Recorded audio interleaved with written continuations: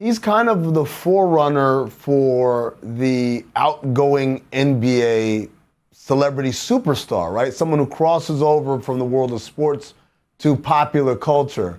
And obviously he went on and he made the movies in Conan and all that stuff. But really even before that, when he was just a basketball player, but clearly a personality, he is kind of a trailblazer in that way.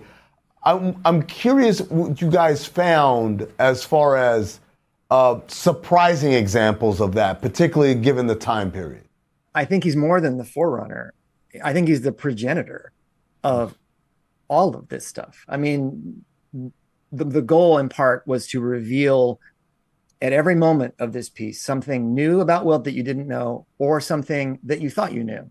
But there's a level of depth or nuance to it that you might not have been aware of. And there's so many examples that come to mind. I'll just, from episode 1, there's 2, because Wilt was the first famous high school athlete of any sport, and first nationally covered through the media.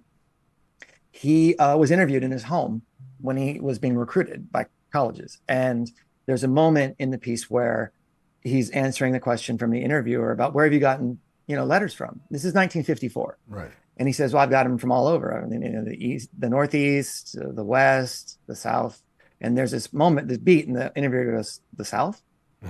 Because this is Jim Crow. Right. These are not integrated schools.